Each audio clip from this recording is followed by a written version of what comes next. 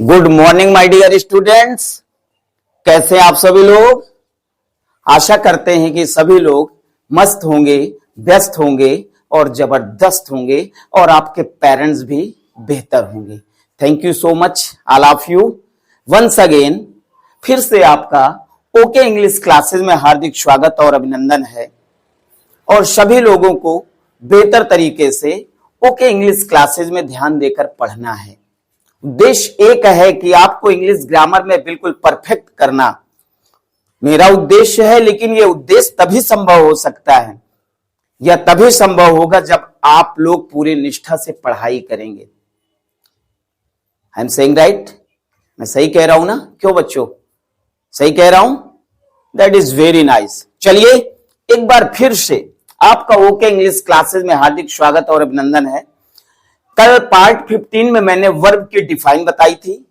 क्या बताया था कि वर्ब शब्द कहां से आया? एवरीबॉडी नोज, सभी लोग जानते हैं या जान गए हैं कि वर्ब शब्द कहां से आया है? लैटिन भाषा के वर्बम शब्द से बना है, जिसका अर्थ अ वर्ड होता है। यही बताया था। वर्ब की डिफाइन मैंने बताई थी। A verb is a word which say something about a person, noun or pronoun. जो शब्द संज्ञा या सर्वनाम के कार्य को बताते हैं क्रिया कहलाते हैं। यही बताया था। That is clear. फिर इसके बाद मैंने काइंड्स बताया था। क्या बताया था? काइंड्स की how many kinds of verb, verb कितने प्रकार के होते हैं? तो देयर आर 4 टाइप, 4 प्रकार के होते हैं। कौन कौन से बताया था? पहला ट्रांजिटिव वर्ब, दूसरा इंट्रांजिटिव वर्ब, तीसरा लिंकिंग वर्ब और चौथा एक्सक्लेमेटिव वर्ब। आज इन्हीं को पढ़ना है, यानी काइंड्स ऑफ वर्ब के जो मैंने काइंड्स बताया था आज उन्हीं का एक्सप्लेन करना है। और ये मत समझिए कि बहुत छोटी चीज होगी। अगर आपको ट्रांजिटिव इंट्रांजिटिव वर्ब नहीं पता तो अंग्रेजी में आपको कुछ नहीं पता। ठीक है, तो ये जानना आपके लिए या सबके लिए बहुत ही महत्वपूर्ण हो जाता है। तो आज देखते हैं क्रमशः कि ट्रांजिटिव वर्ब किसे कहते हैं, इंट्रांजिटिव वर्ब किसे कहते हैं, लिंकिंग वर्ब किसे कहते हैं, एक्सक्लेमेटिव वर्ब किसे कहते हैं। ओके, स्टार्ट किया जाए। You are ready? You are ready? Yes और नो? You are ready? मुझे पता है कि ओके इंग्लिश क्लासेस के सारे स्टूडेंट्स बोल्ड स्टूडेंट्स हैं, करेजियस हैं, जीनियस हैं, एक्सीलेंट हैं। Thank you so much. चलिए स्टार्ट करते हैं। Let us start now. पहला कौन सा वर्ब है? Transitive verb. क्या है बेटा? पहला ट्रांजिटिव वर्ब है। क्या है मुन्ना? Transitive verb. तो पहली हेडिंग डालेंगे हम ट्रांजिटिव वर्ब। क्या है बेटा? Transitive verb. सभी लोगों को बेहतर तरीके से समझना है, समझकर ही पढ़ना है। ट्रांजिटिव वर्ब को हिंदी में मैंने बताया था। क्या बताया था? अरे मैंने बताया था कि ट्रांजिटिव वर्ब को सकर्मक क्रिया कहते हैं। क्या कहते हैं? सकर्मक क्रिया। अब समझिए सकर्मक क्रिया किसे कहते हैं। बहुत आसान, एक बार में समझ जाएंगे, यकीनन एक बार में जान जाएंगे आप। देखिए, सकर्मक क्रिया वह क्रिया है, सकर्मक क्रिया वह क्रिया है जिसके साथ कर्म दिया हो। क्या दिया हो? कर्म। कर्म को अंग्रेजी में ऑब्जेक्ट बोलते हैं। क्या बोलते हैं लल्ला? ऑब्जेक्ट बोलते हैं। तो फिर से सुनो, ट्रांजिटिव वर्ब वह क्रिया है या सकर्मक क्रिया वह क्रिया है जिसके साथ कर्म दिया हो। क्या दिया हो बेटा? कर्म दिया हो। नोट कर लेंगे सभी लोग, सभी लोग लिख लेंगे। जैसे देखिए, डिफाइन मैंने लिखी नहीं, बहुत इजी है, यू कैन राइट। आप लिख सकते हैं कि सकर्मक क्रिया वह क्रिया है जिसके साथ कर्म दिया हो। क्या दिया हो? कर्म। जैसे देखिए, एग्जाम्पल से समझिए, एग्जाम्पल से समझिए। जैसे कहा जाए मोहन राइट्स। क्या है बेटा? Mohan writes a letter. Letter, Mohan writes a letter. अब देखिए इस वाक्य का सब्जेक्ट क्या है? सब्जेक्ट जो कार्य को करता है, यानी मोहन एक पत्र लिखता है। कौन पत्र लिखता है? अरे भैया मोहन। कौन लिख रहा है? मोहन। तो ये आपका सब्जेक्ट हो गया ना सब्जेक्ट। SUB शॉर्ट में लिख दिया, अच्छा पूरा लिख देते हैं, सब्जेक्ट, इसको हिंदी में कर्ता कहते हैं। अच्छा आप बताइए, मैंने कल वर्ब बताया था, इसमें क्रिया क्या है? यस, क्रिया क्या है? Rights, very good. मोहन का क्या कार्य है? लिखने का कार्य है, तो ये आपकी वर्ब हो गई। क्या हो गई? वर्ब हो गई, क्रिया हो गई। ठीक है, अब इसके बाद मोहन लिखता है, क्या लिखता है? अ लेटर, एक पत्र। देखिए ये जो लेटर आया है ये आपका ऑब्जेक्ट हो गया। क्या हो गया? ऑब्जेक्ट को हिंदी में कहते हैं कर्म। बताइए इस वाक्य में कर्म क्या है? इस वाक्य में कर्म अ लेटर है। क्या है? लेटर है। क्या बताया गया कि ट्रांजिटिव वर्ब वह क्रिया है जिसके साथ कर्म दिया हो। देखो सब्जेक्ट दिया है, वर्ब दिया है या मेन वर्ब दिया है और ये ऑब्जेक्ट दिया है, तो क्या बताया गया? समझिए, ट्रांजिटिव वर्ब वह क्रिया है जिसके साथ कर्म दिया हो, यानी जिस वाक्य में कर्म दिया हो तो समझना वो क्रिया आपकी ट्रांजिटिव वर्ब है। ट्रांजिटिव वर्ब है। अगर पूछा जाए राइट्स, बताइए राइट्स ट्रांजिटिव वर्ब है कि इंट्रांजिटिव वर्ब है, तो बेटा राइट्स ट्रांजिटिव वर्ब है। क्यों ट्रांजिटिव वर्ब है? क्योंकि ऑब्जेक्ट दिया हुआ है। बात समझ में आ गई? बात समझ में आ गई ना? आ गई? जैसे अच्छा एक एग्जांपल और देख लो, जैसे कहा गया he tells a lie. He tells, वह बोलता है, लाई झूठ, वह झूठ बोलता है। तो ही देखो क्या है? आपका सब्जेक्ट हो गया और ये वर्ब क्या है? टेल्स, ये आपका क्या है? वर्ब, यानी वो क्या करता है? बोलता है। बोलना ही तो कार्य है। बोलना, लिखना, पढ़ना, हंसना, ये सब क्या मैंने कल बताया था ना? तो ये आपका वर्ब हो गया। अब देखो वह बोलता है, क्या बोलता है? कर्ता का उद्देश्य क्या है? झूठ, झूठ। ये जो लाई आया है, लाई आया, ये इसका ऑब्जेक्ट है। तो अब बताइए, अब पूछा जाए ये ट्रांजिटिव वर्ब है कि इंट्रांजिटिव वर्ब है, तो कैसी वर्ब है? ट्रांजिटिव वर्ब है। क्यों? क्योंकि इसमें क्रिया का कर्म दिया हुआ है। क्रिया का कर्म क्या है? लाई है। तो बेटा ये आपका ऑब्जेक्ट हो गया। तो ट्रांजिटिव वर्ब सकर्मक क्रिया वह क्रिया होती है जिसके साथ कर्म दिया हो। तो कर्म जान गए ना? इन वाक्यों में कर्म आया है, तो बताइए ये ट्रांजिटिव वर्ब हो गई ना? हो गई ना? ये जानना बहुत जरूरी है बेटा। अगर ये आप नहीं जानेंगे तो फिर एक्टिव एंड पैसिव वॉइस में प्रॉब्लम हो जाएगी। प्रॉब्लम ना हो इसलिए छोटी से छोटी चीज पढ़ाई जा रही है, ताकि आप पूर्ण रूप से, बेहतर रूप से बिल्कुल अंग्रेजी में परफेक्ट हो जाए। ये क्लियर हो गया? ट्रांजिटिव वर्ब क्लियर हो गया। दूसरी हेडिंग देखिए, इंट्रांजिटिव वर्ब क्या है बेटा? इंट्रांजिटिव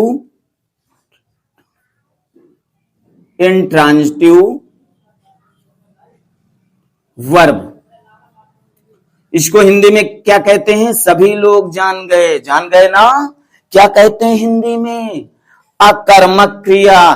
तो सकर्मक क्रिया, सकर्मक का उल्टा क्या होता है? अकर्मक क्रिया। क्या होता है?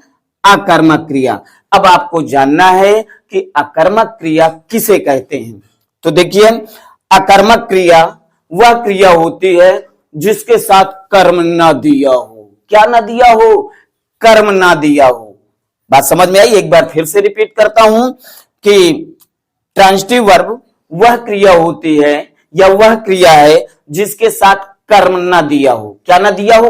कर्म ना दिया हो, उसे इंट्रांजिटिव वर्ब कहते हैं। जैसे देखिए यहां समझिएगा, जैसे कहा गया आई गो, मैं जाता हूं। आई, मैं गो, जाता हूं, मैं जाता हूं। अच्छा अब आपसे पूछा जाए, बताओ भैया ये ट्रांजिटिव वर्ब है कि इंट्रांजिटिव वर्ब है? कैसी वर्ब है बताइए? तो आपने देखा सब्जेक्ट आया है आई, वर्ब या मेन वर्ब आया है, ऑब्जेक्ट दिया है क्या? अरे भैया ऑब्जेक्ट नहीं दिया, ऑब्जेक्ट नहीं दिया। जब ऑब्जेक्ट नहीं दिया तो इट्स कॉल इंट्रांजिटिव वर्ब, तो ये इंट्रांजिटिव वर्ब हो जाएगी। क्या लल्लो समझ में आ गया? मुन्ना समझ में आ गया? आ गया ना? तो याद रखना, ऑलवेज रिमेंबर दिस डिफाइन, हमेशा ये परिभाषा याद रखना कि जिस क्रिया के साथ कर्म न दिया हो उसे इंट्रांजिटिव वर्ब कहते हैं। क्लियर हो गया? जैसे एक एग्जांपल और देख लीजिएगा, जैसे कह दिया जाए रोशन वीप्स, फुल स्टॉप। रोशन रोता है, रोशन क्या है? करता है, सब्जेक्ट है, और ये वर्ब क्या है? वीप। अरे भैया रोशन रोता है, ऑब्जेक्ट दिया है, क्यों रोता है, किस लिए रोता है? कुछ नहीं दिया, तो ये सब्जेक्ट हो गया, कर्ता हो गया, ये क्रिया हो गई, और क्रिया का कर्म यहां पे नहीं दिया, so it's called intransitive verb, इसलिए आपकी इंट्रांजिटिव वर्ब हो गई। क्या बात समझ में आ गई? बहुत साधारण सी बात है, लेकिन बहुत ही इंपॉर्टेंट बात है। क्या बात समझ में आ गई? आगे चलें। तीसरी हेडिंग अब आपको देखना है, क्या देखना है? Linking verb. ये बात समझ में आ गई? ये एग्जाम्पल भी राइट करना है, जो मैंने थ्योरी बताई उसको भी राइट करना है। चलिए देखिए आगे तीसरी हेडिंग कौन सी है। शाबाश शाबाश मेरे bold students, my dear students, in fact you are real student. बहुत ही बेहतर आपका कार्य है, बहुत ही बेहतर। आप लोगों की जितनी प्रशंसा की जाए कम है। क्यों? क्योंकि you are bold students. Okay, you are good students. चलिए देखिए तीसरी हेडिंग क्या है? Linking verb. Linking verb. Linking verb को हिंदी में क्या कहते हैं? संयोजक क्रिया। अब कुछ लोग कह रहे होंगे ये लिंकिंग वर्ब क्या होती है? अरे भैया लिंकिंग वर्ब संयोजक क्रिया होती है। कौन सी क्रिया होती है? संयोजक क्रिया होती है। धैर्य रखिए, हैव पैशन बता रहा हूं, है ना। अब आपको देखना लिंकिंग वर्ब को हिंदी में क्या कहते हैं? संयोजक क्रिया। पहले एग्जाम्पल देख लीजिएगा, ठीक है। जैसे कह दिया जाए आई एम आ टीचर, मैं एक अध्यापक हूं। जैसे दूसरा एग्जाम्पल कहा जाए you are an engineer,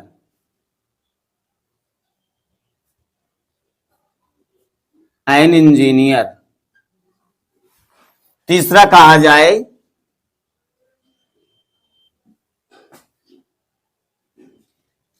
she was beautiful,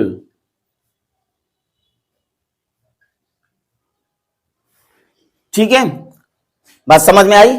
आ गई ना बात समझ में? जैसे अच्छा एक एग्जांपल और देख लीजिएगा भाई, घबराने की कोई जरूरत नहीं। He is a cricketer, cricketer.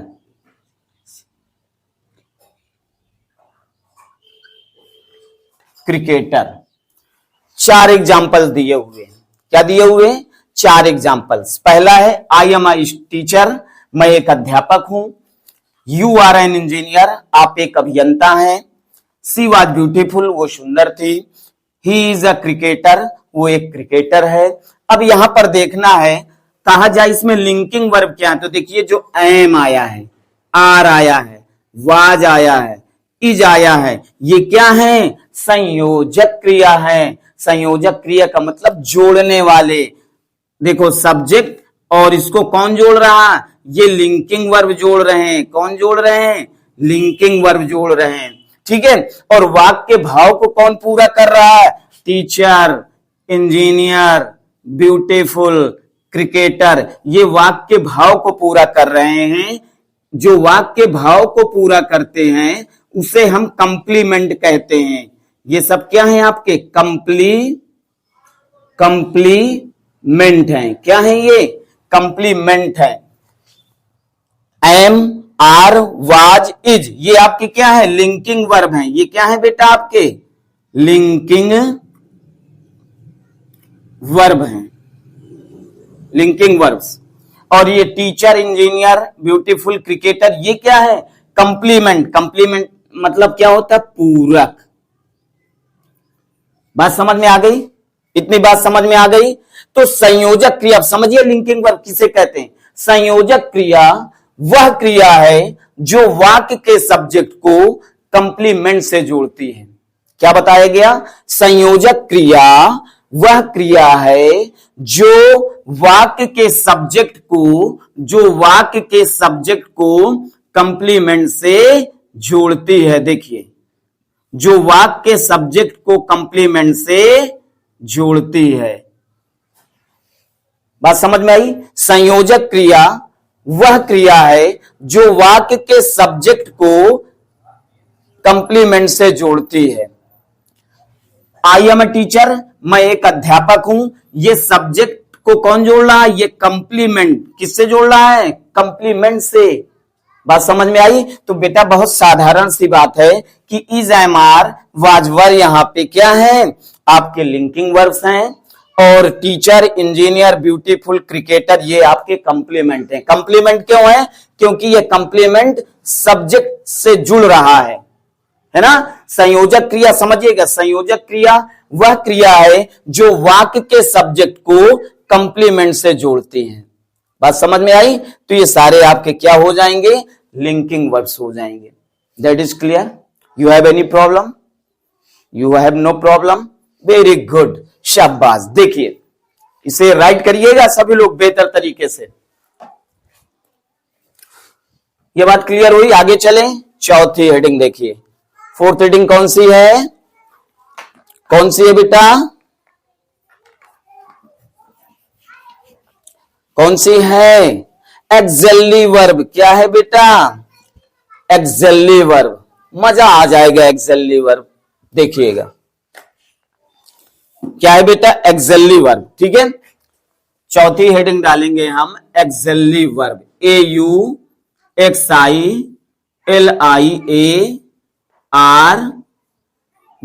Axially verb. अब कुछ लोग सोच रहे होंगे अब ये एक्सेली वर्ब क्या होती है?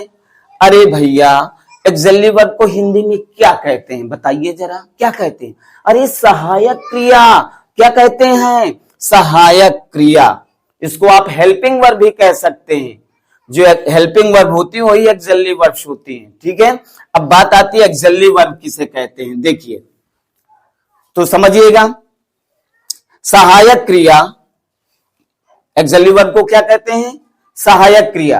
अर्थात जो क्रिया मुख्य क्रिया को टेंस बनाने में सहायता करती है। क्या बताया गया? एक्सेली वर्ब किसे कहते हैं? Please attention everyone. जो क्रिया, क्या बताया गया? जो क्रिया मुख्य क्रिया को टेंस बनाने में सहायता करती हैं उसे एक्सेली वर्ब कहते हैं। जैसे देखिए, जैसे कह दिया जाए he is going to school.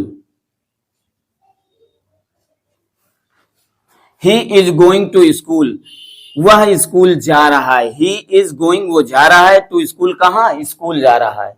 Clear हुआ? दूसरा अभी समझा रहा हूं मैं। जैसे कह दिया जाए यू वर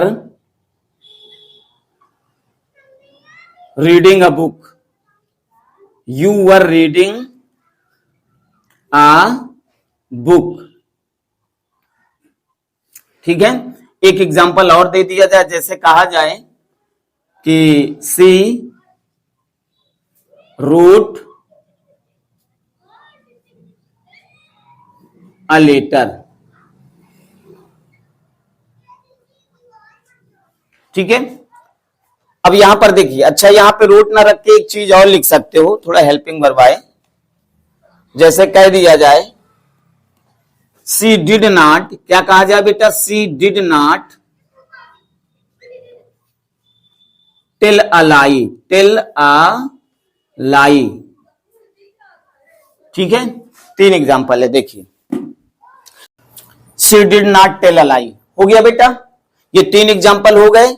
अब आपको समझना है कि एक्सल्ली वर्ब किसे कहते हैं। ठीक है, देखिए इस वाक्य में ये जो इज आया है, इस वाक्य में वर आया है, इस वाक्य में डिड आया, ये हेल्पिंग वर्ब्स हैं, एक्सल्ली वर्ब्स हैं।